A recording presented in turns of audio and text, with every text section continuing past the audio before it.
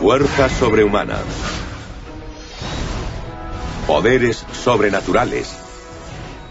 Y la prodigiosa capacidad de volar. A lo largo de la historia, la humanidad ha urdido relatos increíbles sobre dioses y superhéroes. Pero ¿deseamos poseer estos poderes extraordinarios por otros motivos más profundos? Llevamos grabado en nuestro ADN el deseo de convertirnos en dioses.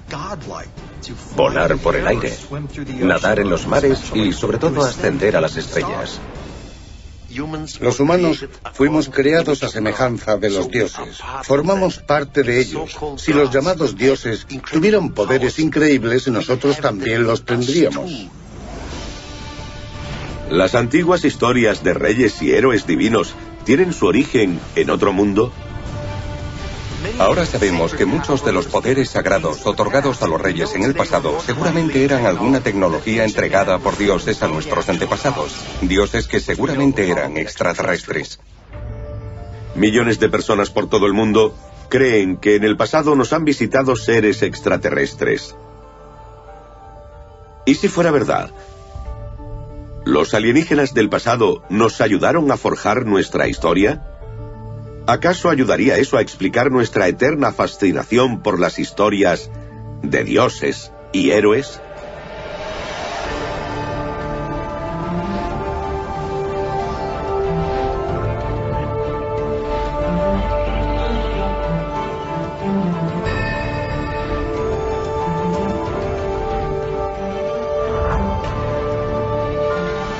Alienígenas. Dioses y héroes.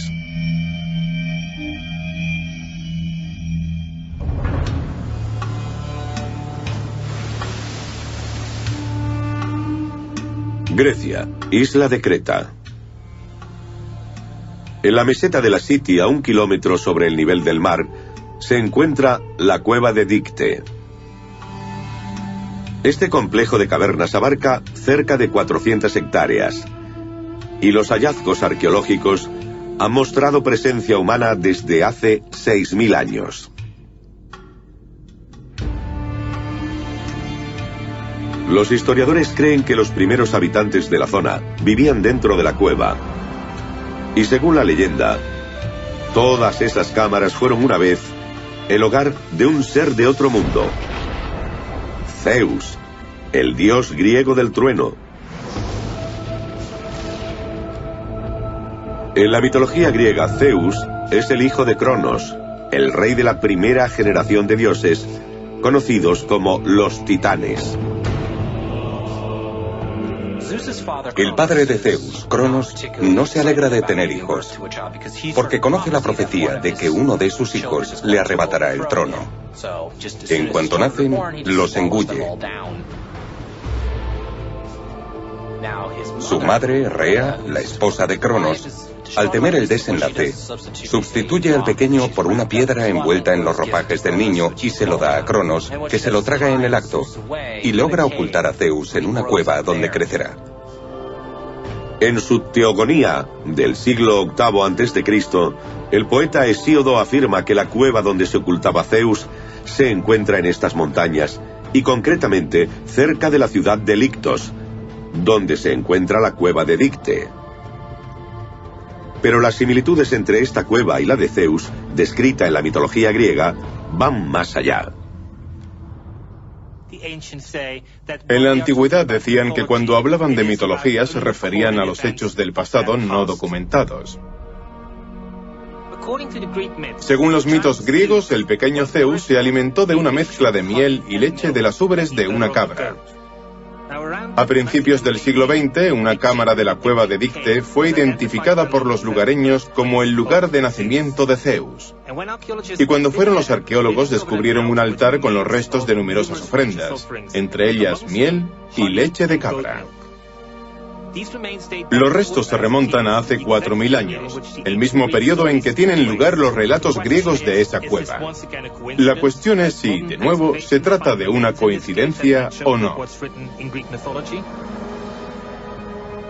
También se encontraron numerosos objetos en la cueva que se remontan a la época que coincidiría con la infancia de Zeus, según la mitología griega. Entre ellos había una tablilla fragmentada que contenía un himno dedicado específicamente a Zeus. ¿Es posible que la cueva de Dicte sea la que se describe en la Teogonía? Y si los escenarios de la mitología griega existen de verdad, ¿es posible que los personajes legendarios también estén basados en hechos históricos? Creemos que la mitología es algo inventado. Pero en realidad, si miramos a los antiguos griegos, ellos creían que la guerra de los titanes existió, y que fue una guerra que se libró en el cielo, entre los dioses.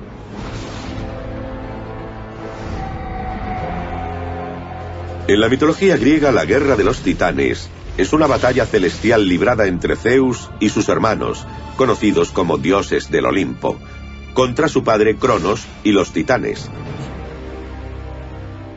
Los dioses del Olimpo, que resultan vencedores, fueron los dioses que los griegos adoraron. Pero según la teoría de los antiguos astronautas, estos seres, semejantes a los humanos, podrían no ser divinos, y esa mítica guerra podría haber sido un acontecimiento histórico. Para apoyar esta teoría señalan a la existencia de mitos similares en distintas culturas de todo el mundo. Cuando se trata de guerras libradas entre dioses, la de Grecia no es la única. Encontramos lo mismo en Ragnarok. En la mitología noruega tenemos la misma idea de que los dioses lucharon entre sí. También tenemos historias de sumerios, babilonios e hititas que relatan guerras libradas entre dioses.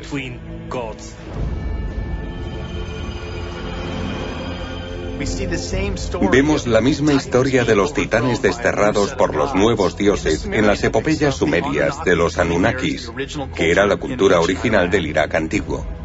Estas similitudes hablan de una raza guerrera de seres que rivalizaban por los derechos de varias zonas de la Tierra.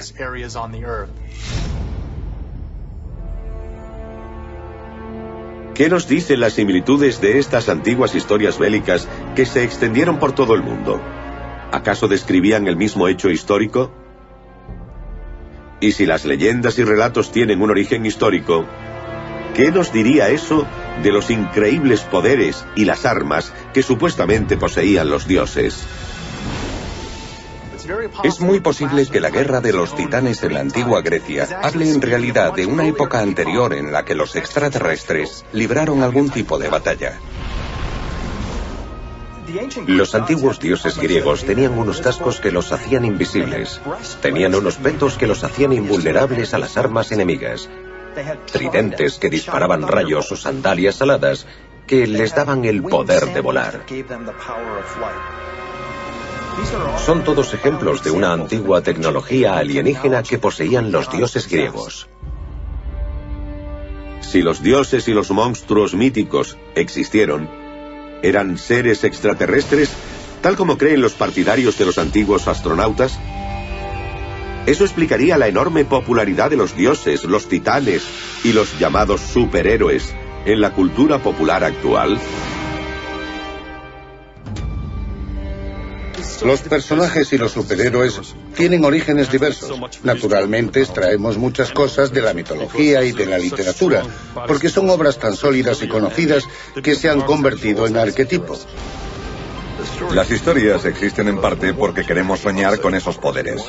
Queremos imaginarnos qué podríamos hacer si tuviéramos un dominio ilimitado. Vemos gran cantidad de programas de televisión y películas que dicen que entre nosotros vive un grupo de gente que es más que humana, sobrehumana, y que de alguna forma estas personas nacen así o les ocurre algo que dispara este fenómeno. Pero básicamente el mensaje que se desprende es que podemos convertirnos en dioses. Llevamos grabado en nuestro ADN el deseo de convertirnos en dioses. Volar por el aire, nadar en los mares, correr muy rápido y sobre todo ascender a las estrellas. ¿Por qué los humanos nos vemos atraídos por las historias sobre seres con capacidades y tecnologías superiores? ¿Buscamos algo superior y más poderoso ahí fuera? ¿O quizá en nuestro interior? La mitología griega otorga al titán Prometeo la capacidad de crear a los seres con las materias elementales de la tierra. Prometeo estaba jugando con el barro, haciendo figuritas, y a Atenea le fascinaron tanto que les dio el aliento de la vida. La lectura cínica es decir que quiere que alguien le adore a él, igual que adoraban a Zeus. Nos creó a su imagen y nos dotó de varias aptitudes, en cultura, tecnología, medicina, y nos convirtió en un ser humano. Zeus se dio cuenta de que no podía deshacer la creación de estos seres, pero sí limitar sus destrezas y restringir su capacidad para evitar que se convirtieran en dioses. Es como si los extraterrestres quisieran evitar que alcanzáramos la misma tecnología que ellos. En otra versión de la historia, Prometeo le roba el rayo a Zeus para darle el fuego a los humanos como regalo. Cuando hablamos de un Dios que entrega el fuego al hombre, nos damos cuenta de que no se trata de Dios como ser supremo y único. Era algo más, un antiguo alienígena. A lo largo de la historia, hemos intentado dominar los poderes de los dioses.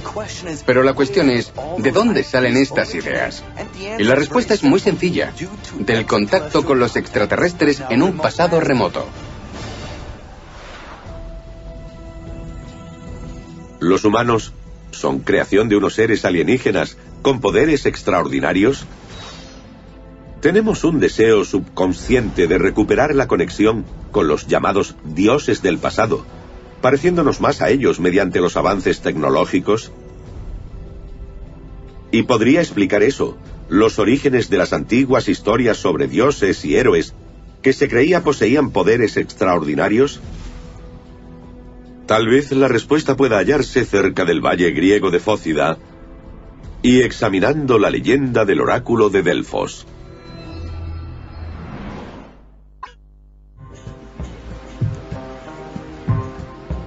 Lidia, 716 a.C. Giges, un pastor súbdito del rey Candaules, se convierte en el sucesor al trono de este antiguo reino, que en la actualidad es Turquía. Pero la historia de cómo este modesto súbdito pasa de pastor a rey es tan fantástica que muchos eruditos e historiadores la han considerado un simple mito. Giges estaba en el campo y hay un terremoto. Ve una cueva, se mete en ella y encuentra un anillo de oro. Entra en una cámara funeraria y ve un cadáver que lleva una joya. Le quita el anillo porque es un hombre pobre. Se lo pone y descubre que le da el poder de ser invisible. Ahora tiene un poder propio de un dios. ¿Y lo utiliza bien? Bueno, resulta un poco cuestionable. Se le ocurre un plan. La próxima vez que vaya a ver al rey, se llevará el anillo. Se hará invisible. Seducirá a la reina. Matará al rey y se adueñará del palacio. Nos encontramos con una leyenda de varias capas. No solo tenemos la historia de que alguien del pasado tenía una capa de invisibilidad, sino que no se le ocurrió a él porque era del legado de una raza que había enterrado a sus muertos y había dejado junto a ellos objetos tecnológicos. ¿De qué clase de amuletos mágicos o tecnológicos estamos hablando? ¿Acaso el anillo de los dioses que describen los antiguos sumerios era el anillo de la soberanía cósmica? Según la leyenda, estalló una sangrienta guerra civil tras la muerte del rey Candaules. Terminó cuando Giges obtuvo la aprobación del oráculo de Delfos para quedarse con el trono. El oráculo era una sacerdotisa misteriosa cuyas profecías se decía que provenían directamente del dios griego Apolo. El oráculo de Delfos ya fuera una profetisa o una adivina, tenía una relación directa con un ser extraterrestre. El extraterrestre se comunicaba mediante un sacerdote que lo interpretaba en un idioma que los oyentes pudieran entender.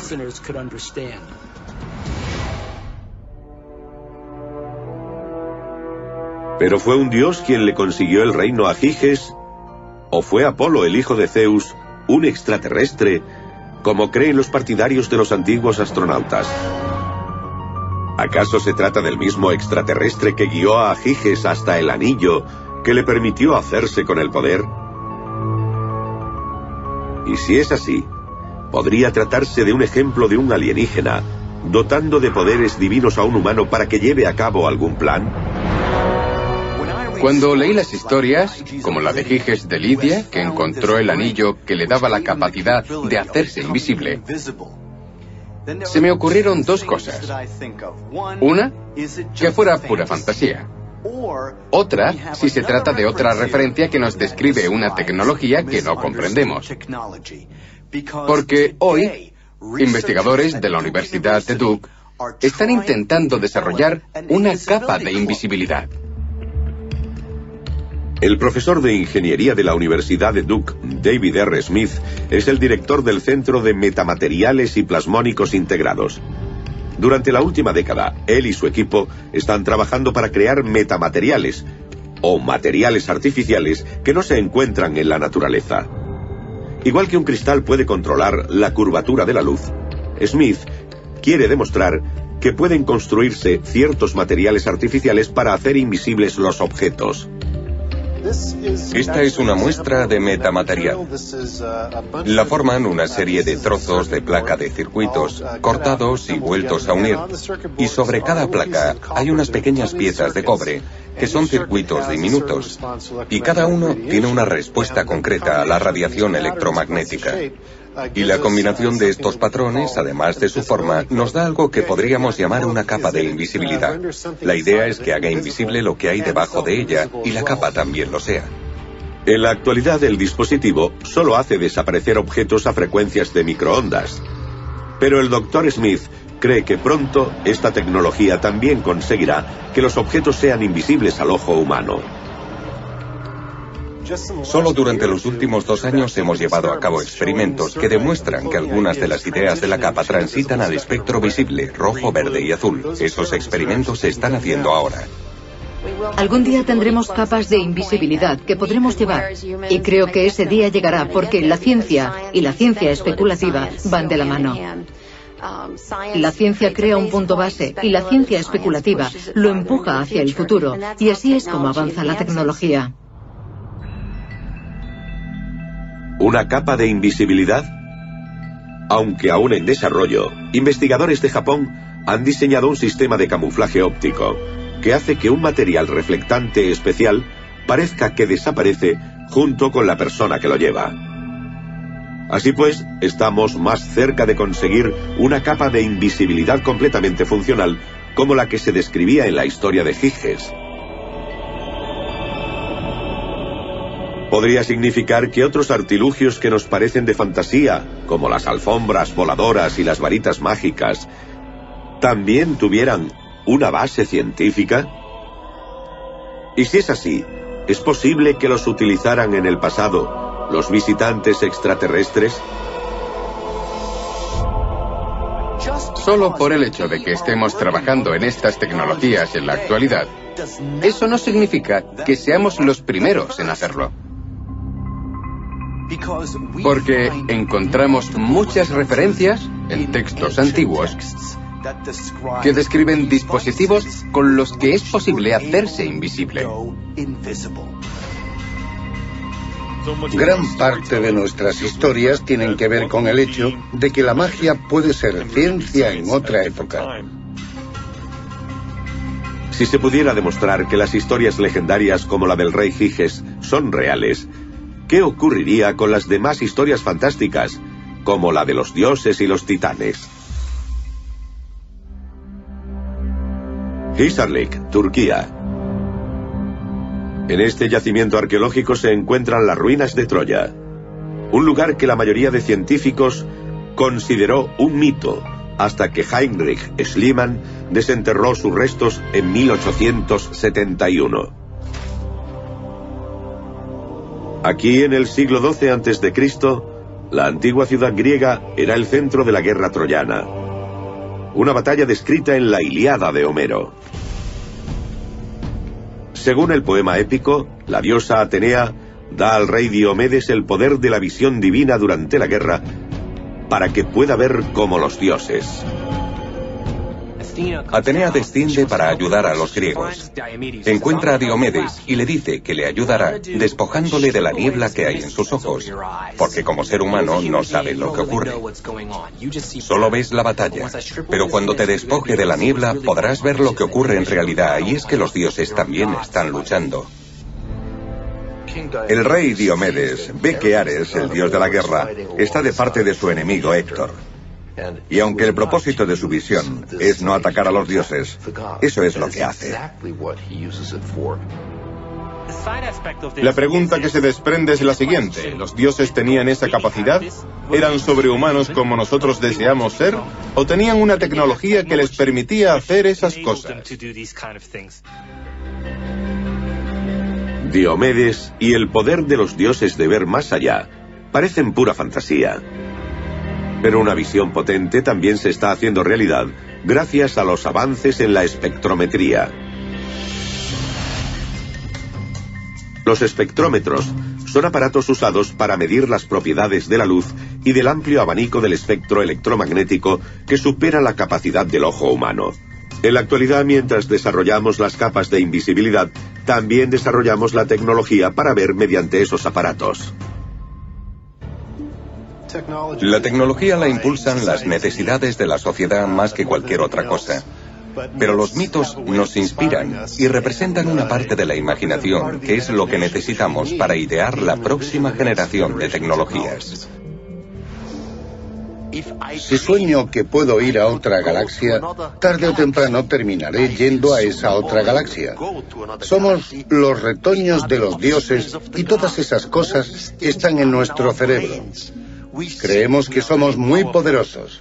En la práctica no lo somos, pero tenemos la tecnología para desarrollar el poder porque somos los hijos de los dioses. ¿Es posible que la tecnología sea nuestra forma de recuperar el contacto con los dioses? ¿O acaso los llamados dioses nos niegan esos poderes deliberadamente para estimular nuestra imaginación y nuestros logros tecnológicos? Tal vez hallemos más pruebas en el cielo durante una ceremonia mexicana que conmemora los encuentros con visitantes de otro mundo.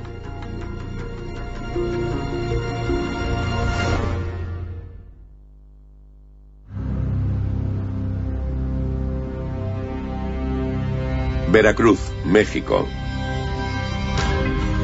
5 hombres en traje ceremonial suben a un palo de 30 metros. Una vez arriba, uno de ellos ejecuta un baile sagrado mientras toca la flauta y el tambor sobre una plataforma. Los demás se lanzan al vacío. Es un ritual conocido como la danza de los voladores. Para el ritual, el líder se queda de pie en lo alto del palo, sobre una pequeña plataforma, y los 4 voladores enrollan un cable alrededor del palo y luego saltan y vuelan alrededor en forma de pirámide, en un orden perfectamente sincrónico. Es algo impresionante y muy valiente. Representan a los pájaros, representan los 4 puntos cardinales, representan los elementos. Es un ritual poderoso, simbólico y mítico. El pueblo totonaco que lleva a cabo esta ceremonia afirma que es un baile que se inventó hace 500 años como súplica a los dioses para el fin de una horrible sequía. Pero este antiguo ritual puede tener un origen distinto y tal vez de otro mundo. Lo que representan los voladores es mitología viva al 100%. Algo que describe e ilustra ante nuestros ojos el descenso de los dioses hace mucho tiempo.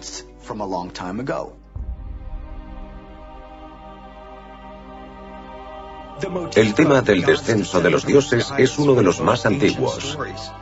Si nos remontamos al Antiguo Testamento, tenemos la historia de los hijos de Dios descendiendo del cielo y al ver a las hijas de los hombres, crean una raza de gigantes. En el libro del Génesis, Jacob ve una escalera que asciende al cielo con ángeles bajando y subiendo por ella. En el Evangelio de Juan, Jesús describe cómo se abren los cielos y los seres descienden sobre el Hijo del Hombre.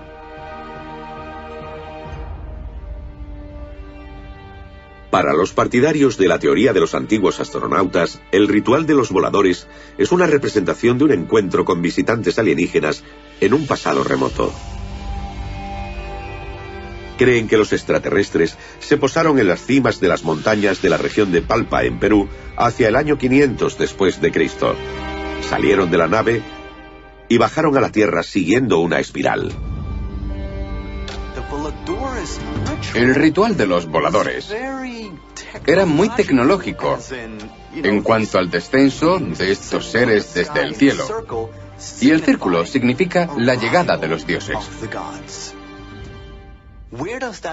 ¿De dónde sale esta idea del descenso o vuelo de los dioses? Nuestros antepasados vieron algo. Si no, ¿por qué ibas a lanzarte desde un poste de 30 metros solo para imitar un pájaro? Los pájaros no son importantes. Ocurrió algo muy importante. ¿Es posible que un encuentro alienígena sea la inspiración del ritual de los voladores? ¿Y es posible que el pueblo totonaco que inventó la ceremonia intentara imitar el poder volador de los antiguos dioses? Como prueba de que los primeros humanos se encontraron con visitantes alienígenas que tenían el poder de volar, la teoría de los antiguos astronautas señala varios objetos y estatuas que representan a los antiguos dioses. Un ejemplo es el dios maya Amusencab, también conocido como Rey Abeja. Otro es el dios más importante de las primeras culturas mesoamericanas, el dios alado Quetzalcóatl. Los mesoamericanos creían en la serpiente con plumas o Quetzalcóatl, que bajó del cielo para traernos sabiduría. Le dio fuerza al viento y también influyó en la rutina diaria de los mayas. De hecho, miraban al cielo en busca de todas sus respuestas, desde lo más sencillo como cuándo plantar el maíz hasta cuándo ir a la guerra. Creían que todas las respuestas en el universo venían del cielo e intentaban incluirlo en su vida diaria. Hay numerosas muestras de ejemplos fantásticos de los dioses volando. Son antiguos alienígenas y están enseñando a los humanos las capacidades de esos dioses. A mi entender, como somos los hijos de los dioses, los retoños de los dioses, cualquier cosa que soñemos los humanos, cualquier cosa que pensamos, fue realidad en el pasado o lo será en el futuro.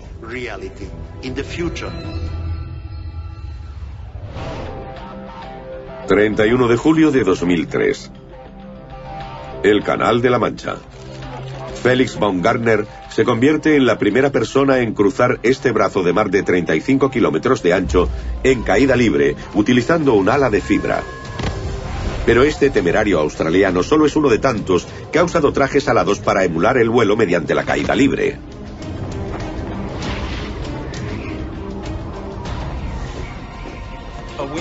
Un traje alado es básicamente un traje que te pones debajo del equipo y que está diseñado para que puedas volar cuando saltas del avión. El material está por debajo de los brazos y entre las piernas y te hace más aerodinámico para ayudarte a deslizarte por el aire. Es una sensación increíble porque eres el piloto y el avión. Es la libertad total. Parece que estás volando. A pesar de que estás cayendo, utilizas el aire para maniobrar el cuerpo. Y el traje alado te ayuda a cubrir mucho terreno mientras caes. Algunas personas sobrepasan la media de deslizamiento del 2×1. Por ejemplo, 3:1 significaría que por cada metro que desciendes, recorres 3 hacia adelante. Tenemos unos chicos voladores que tienen las alas enganchadas a la espalda y se lanzan del avión, y algunos hasta llevan un cohete como motor. Se convierten en un avión. Imaginen enseñarle algo así a una persona de hace un siglo.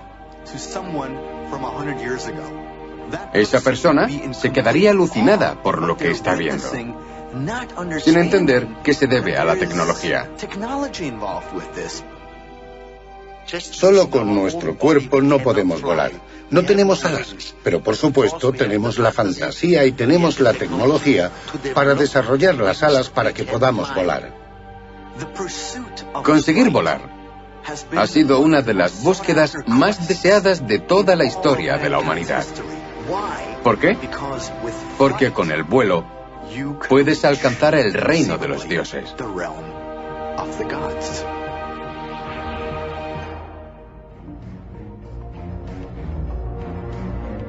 Desde el mito griego de Ícaro, que se hizo unas alas con plumas y cera, hasta los modernos temerarios como Felix Baumgartner, los seres humanos se han visto fascinados y a menudo frustrados por su deseo de volar. ¿Pero los pájaros nos han servido de inspiración? ¿O hay algo más? Tal vez algo extraterrestre. Si los antiguos visitantes podían volar, ¿qué otros poderes debían poseer? ¿Y qué capacidades pudieron tener y perder los primeros hombres? Tal vez la respuesta no la hallemos en el cielo, sino en el fondo del mar.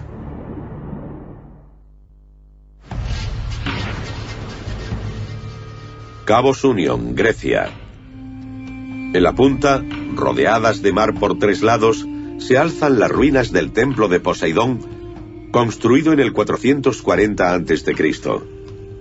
Poseidón, el segundo hijo de Cronos, rey de los titanes, era venerado en Grecia casi tanto como su hermano menor, Zeus. Poseidón era el dios del mar. También era el dios de los terremotos y de los caballos. Cuando Poseidón estaba de buen humor, creaba nuevas tierras que emergían del mar y calmaba las aguas para los marineros. Cuando estaba de mal humor, destruía barcos y atraía las tormentas. Poseidón es el soberano del reino del mar, que se concibe como un lugar donde vive gente. Cuando sale de ahí, conduce un carro acuático tirado por delfines y sostiene un gran tridente. En la mitología griega, Cronos se come a todos sus hijos, excepto a Zeus, que termina rescatando a sus hermanos, incluido Poseidón, del vientre de su padre. Le preparan una poción para que vomite a los hermanos de Zeus y ellos se conviertan en los dioses del Olimpo. Pero la teoría de los antiguos astronautas sostiene que el mito griego es en realidad una metáfora de un acontecimiento extraterrestre. Plantea que la idea de los dioses siendo vomitados por su padre describe a alienígenas amotinados siendo expulsados de la nave nodriza.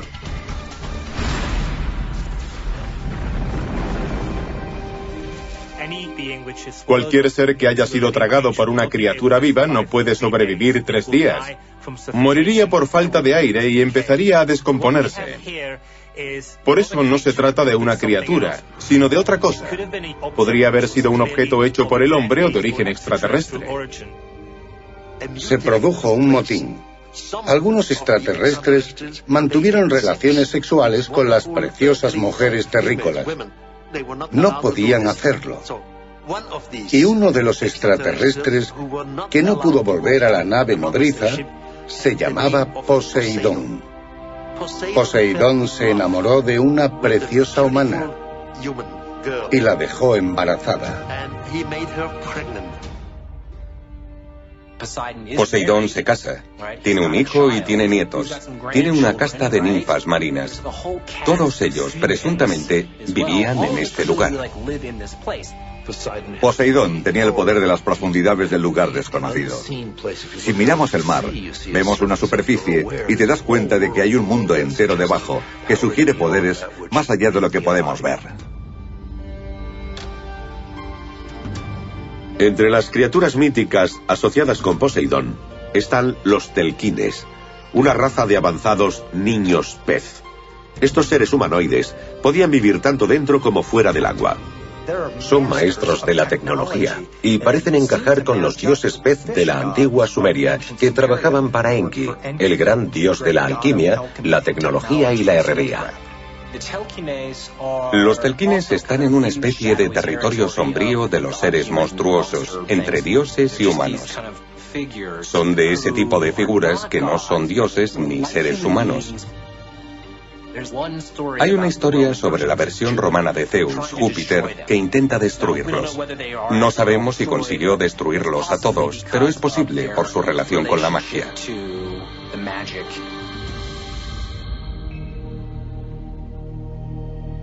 Según la leyenda griega, los telquines también eran guerreros. Se decía que habían forjado el tridente mágico de Poseidón y que habían fundido las primeras estatuas de bronce de los dioses del Olimpo. Y según algunos historiadores, los telquines podrían no haber sido un mito, sino seres que existieron.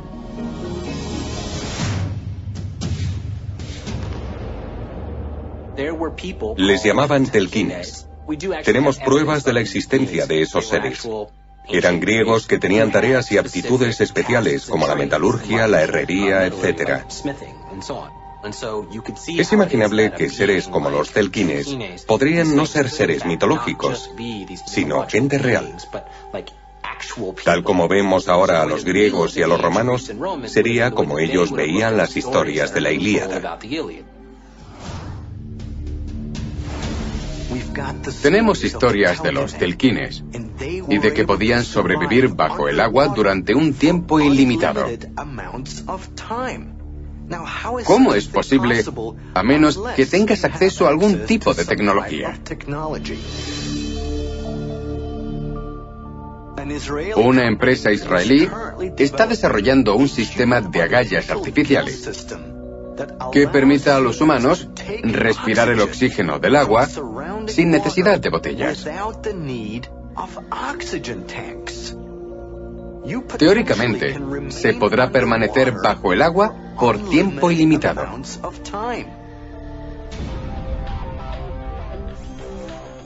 Toda la tecnología que estamos descubriendo hoy es, de hecho, muy antigua. ¿Es posible que los antiguos mitos griegos se basaran en acontecimientos reales? ¿Acaso los telquines eran humanos con capacidades divinas? ¿Y eran esos poderes una tecnología alienígena que no comprendíamos? Tal vez podamos hallar la respuesta no en el pasado, sino en el presente. Los avances actuales en ciencia y tecnología quizás nos den la mejor prueba de que no estamos solos.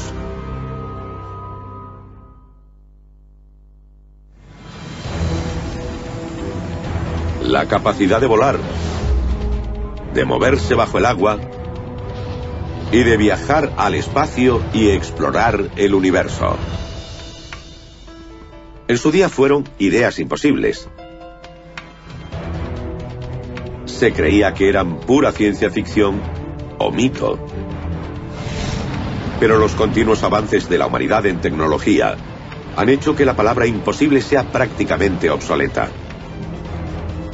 En nuestro mundo moderno, los esteroides pueden ayudar a desarrollar unos músculos dignos de Hércules. Las articulaciones de titanio pueden sustituir y mejorar las nuestras. Y ya estamos desarrollando unas agallas prostéticas para que los humanos podamos respirar dentro del agua sin llevar botellas de aire. En la actualidad, contratistas del gobierno estadounidense como Raytheon Sarcos y Lockheed Martin desarrollan máquinas con exoesqueleto para el ejército. Cuando se las ponen, los soldados pueden caminar, correr y cargar 100 kilos prácticamente sin esfuerzo. Lo mejor de los exoesqueletos es que es algo muy sencillo. Cualquiera puede llevar uno, cualquiera puede ser un héroe. Puedes tener una persona con alguna debilidad física y hacerla más poderosa que su rival. Los exoesqueletos serían un buen ejemplo de algo que ha salido de los cómics y se ha hecho realidad. Y de hecho, los exoesqueletos se están haciendo muy populares en el ejército. Un soldado puede llevar un exoesqueleto Raytheon, por ejemplo, y cargar 90 kilos. Pero mientras estos superhombres modernos tienen una movilidad limitada, el desarrollo de los exoesqueletos representa una evolución increíble en la relación entre el hombre y la máquina. ¿Es posible que esta increíble tecnología ya existiera antes, tal vez en un pasado remoto de la humanidad? ¿Es posible que algún tipo de tecnología de exoesqueletos se utilizara en un pasado remoto? Por ejemplo, en la meseta de Giza. Imagínense a un operador de un exoesqueleto saliendo de una de esas máquinas. Esa persona tiene superpoderes a pesar de que en realidad no tenga ningún poder. Esa persona simplemente está manejando una tecnología sofisticada. Se podría decir que con todos los avances que hacemos en la actualidad en ciencia y en otros campos académicos, nos estamos pareciendo cada vez más a los dioses. No nos estamos convirtiendo en dioses, no nos estamos convirtiendo en superhéroes de verdad. Pero nos parecemos a ellos gracias a la tecnología. Creo que tenemos una necesidad innata de llevar nuestros cuerpos y mentes al límite para intentar alcanzar la superinteligencia, la superfuerza y demás superpoderes. El motivo es que la gente lleva tiempo fascinada con aquello que pueda ser más fuerte que el hombre.